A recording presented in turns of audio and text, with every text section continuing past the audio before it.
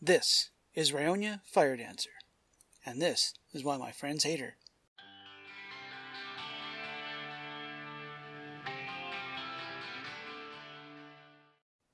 This is Rionya Fire Dancer from Commander 2021. She's a 3/4 human wizard for 2 red and 3, with the strange ability of that at the beginning of your combat on your turn, create X tokens that are copies of another target creature you control, where X is 1 plus the number of instants and sorcery spells you cast this turn, and they stick around till about the end of the turn. And the simplest way to illustrate this is that if you have 1 creature in play, and you cast 2 instant or sorcery spells, come combat, you will get 3 tokens of that creature. And the easiest way to make sure you always have instants or sorceries to play is by simply cramming your deck with as many cheap red draw spells as you can possibly find. But they can't all be draw spells. You gotta have a few spells to do something interesting, like, have buyback, or storm, or give you extra mana, or duplicate spells you're already casting. And what's the point of casting all those spells unless you have creatures worth copying? There's a whole bunch of creatures on the screen here, and we'll go through kind of why I went with them in a couple minutes here. And in the artifact department, we have mana rocks and things to reduce costs. And if you notice there in the end, you might see a sneaky trick that involves a creature you just saw in the previous slide. So the first interesting interaction here is with cards like Stormkill and Artist and some of the spells we have. Now, we do have cards that let us knock the cost of stuff down.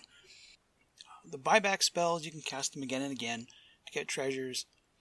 The storm cards, every instance of, every copy that storm card makes will get you treasures with the Stormkill and Artist, which kind of gets us to the point where if you can, once you have the ability to get 4 or more treasures out of the Stormkill and Artist, you essentially have however many treasures you really want, right?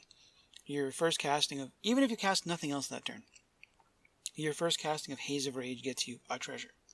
Your second gets you 2, your third gets you 3, your fourth gets you 4. You're not at the break-even point, your fourth gets you 5, then 6, then 7, then 8. And if you're... I didn't intend to have any infinite combos in here. It just all kind of came together. I did manage to stop myself from doing this one just to be that way. You may not have the same compunctions as I about, being that cheesy. I'll leave that up to you.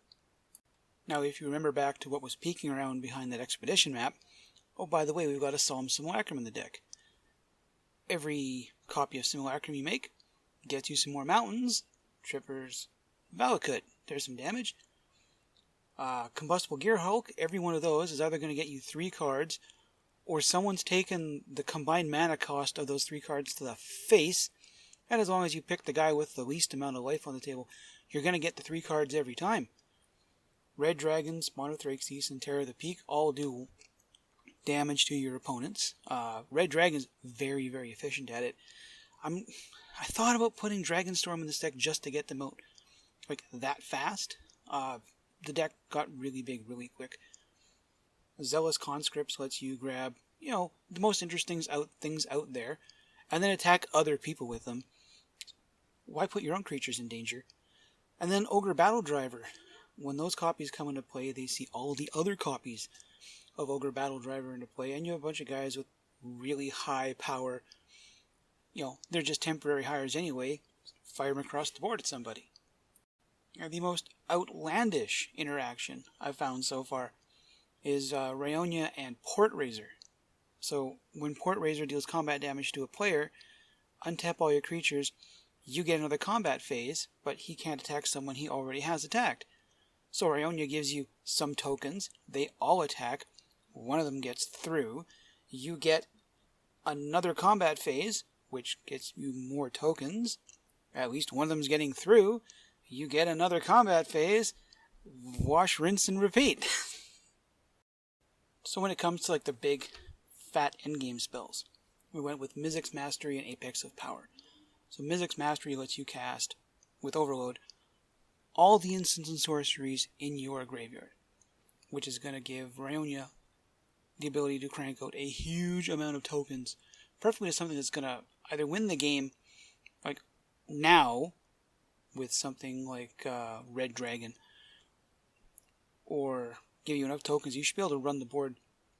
Apex of Power gives you exiles the top 7 cards of your library. If you cast it from your hand, you get 10 red mana, and you can cast all those cards you exiled.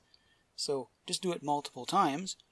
You get a whole lot of cards. You should generate a whole lot of tokens and do a whole lot of damage, and make your friends really, really angry that they didn't just, stomp you very early on.